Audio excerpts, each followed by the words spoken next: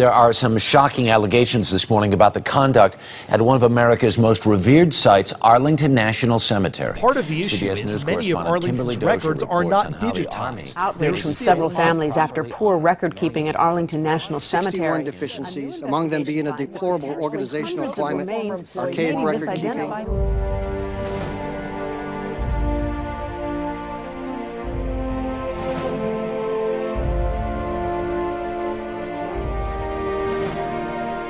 The heroes that rest at Arlington National Cemetery didn't run from their challenges. So too, the Arlington National Cemetery organization needed to respond. What was required was not incremental improvements, but a complete evolution.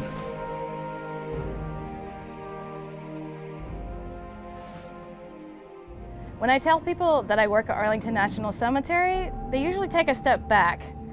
They say, "How are things?" We don't get a lot of positive news.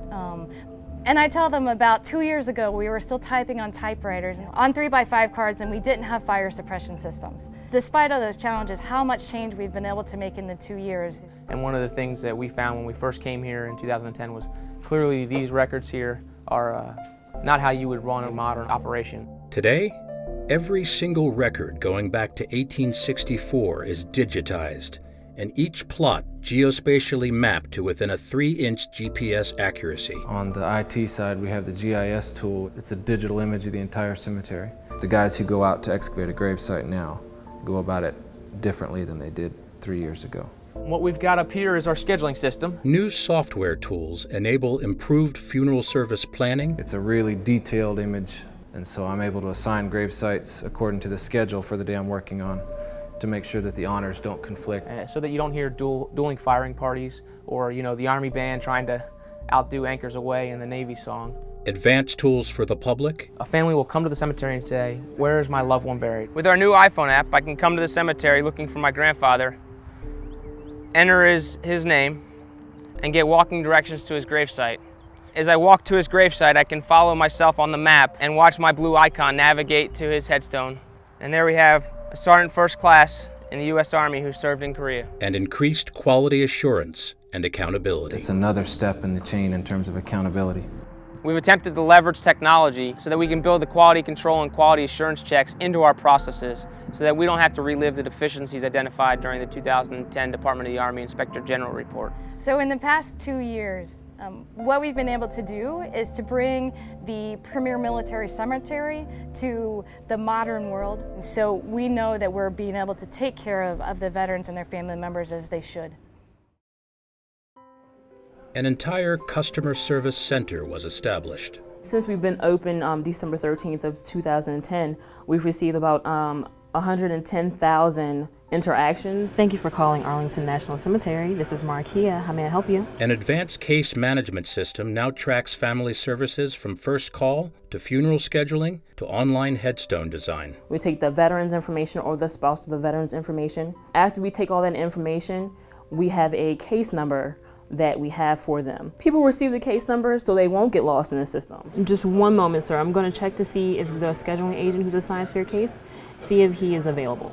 After we schedule your service, we send you a confirmation sheet so that we have a quality control checklist, not only on the service that your family will expect, but then also on the spelling of your loved one's name, on the date of birth and date of death of the service, on his branch of service. Then on the day of the service, we do another QA check on the headstone, and we have a headstone designer tool that allows you to log in and template what you think your loved one's headstone should look like based on some of the rules that are available. When we get calls, we can actually look in our database and see pictures of their headstone, and we can actually send those pictures to family members as well. I've lost a brother in 9/11, and we had to organize services with him. So I typically know how it feels to lose somebody. I won't say that I know their specific feelings, but I know how I felt. And I'm able to place myself in their situation and try to be there for them as somebody was there for me. You're welcome, sir. You have a great day. Chain of custody includes the process of ensuring the right remains end up in the right gravesite 100% of the time. 2 years ago, deficiencies were discovered. Well, the chain of custody that has been implemented here at Arlington is probably the strictest in the country. As an example, today's service. I'm Christine. I'm the cemetery representative from Arlington that's going to be assisting you this afternoon. The funeral home arrived with the remains of PFC Ellis, and they provided us with the appropriate documentation that they received from Dover Air Force Base. And right now I have responsibility for PFC Ellis's remains. Right now we've just left the Memorial Chapel, and I'm leading PFC Ellis's full honors procession through the cemetery down to section 60.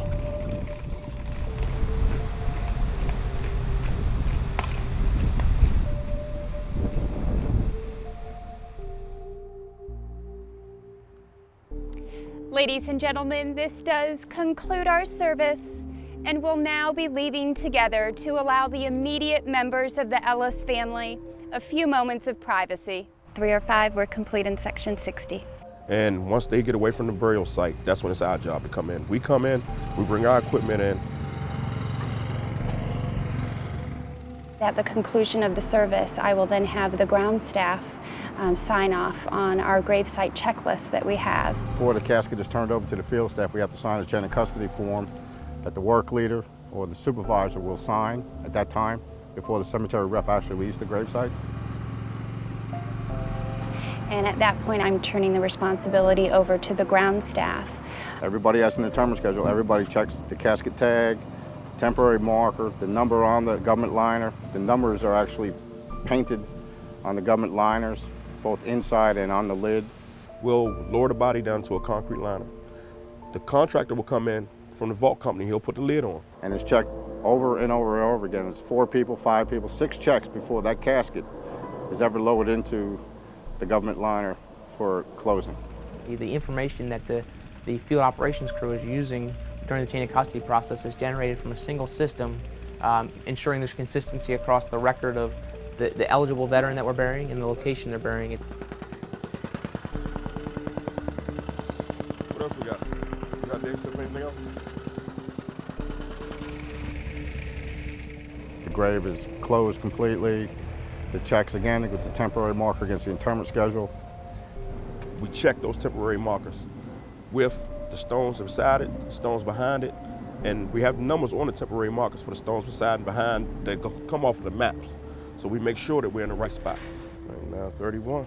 Again, being the last person that leaves that gravesite, checks it for the last time before he or she leaves the gravesite. So when they do come to visit, when they see that headstone, they know that their loved one is in the proper gravesite. With new leadership and workplace culture, there has been a marked increase in morale, dedication, teamwork, and attention to detail. When the new management came, everything changed pretty quick. Very quickly, in a matter of months, if not less than that, you could see the change in the workforce and the buy-in from the workforce to the new leadership style that was being brought in place. In my opinion, there's more of an assurance of quality. You know, like if these graves aren't closed up to standard at the end of the day, it's a problem. You know, it's not like, you know, well, so-and-so didn't do very good today. It has to be done perfect. The work ethic is up. People understand more of their job, understand more what they're doing. You could ask 3 people the same question and get 3 different answers 2 years ago. As we're today, there's a procedure in place for everything. You have that first step in the process, then you have someone else who comes behind them and checks, and then you have the crew when they come to excavate checks, and there's a process of everyone, you know, I mean, it's checked so many times.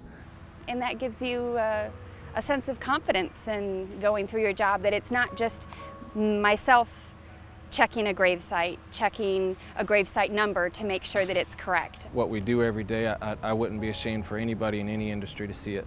Workflow, the way the schedule demands what it demands of us, and that we meet it and exceed the expectations. Yeah, I'm proud of being a part of it.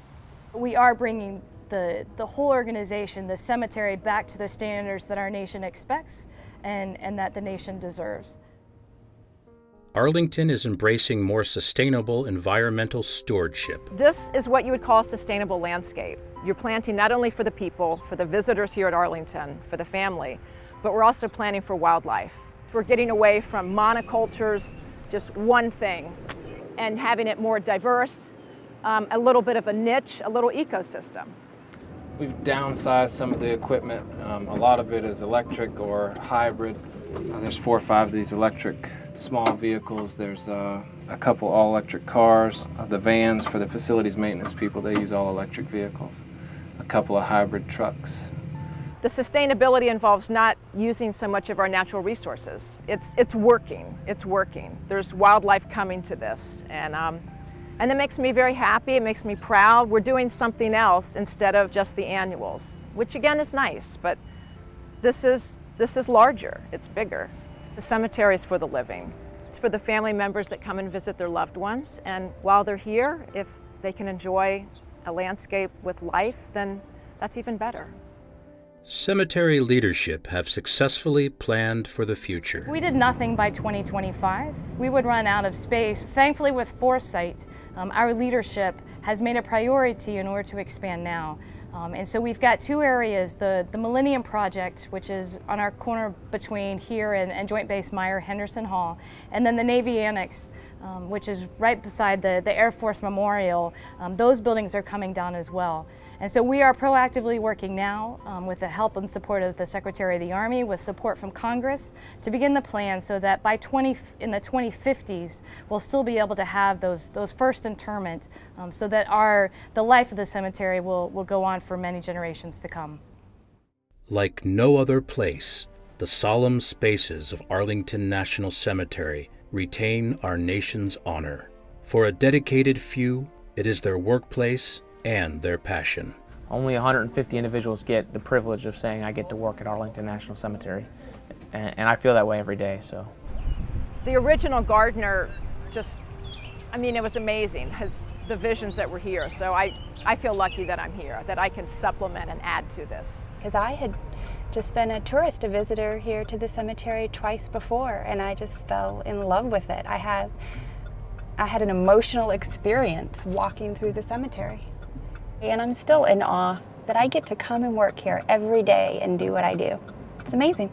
I think of my job here at Arlington National Cemetery as service, just like anybody else serves for their country. It's not the same, but I like to be able to show my respect by working for Arlington National Cemetery for the people who give their lives for us every day. My friends, a lot of them just like, how can you do it? How do you deal with, dead people?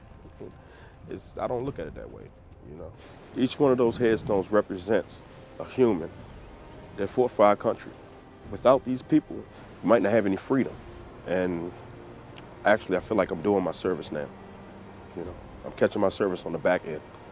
Yeah, I drove 703 miles just to interview from Georgia. So, yeah, I wanted to come here. Always wanted to come here. I like to provide for my family, but this is I couldn't pick a better way to do it, The opportunity to serve, the opportunity to reflect the service that those guys do. People believe this is a park. It's not a park, it's a cemetery, it's a national shrine. See the caissons going down the street with the band and the honor guard, and every time I see it, I'm overwhelmed with it. It's just a beautiful sight. And, to see that our nation takes care of our heroes that way, it's wonderful.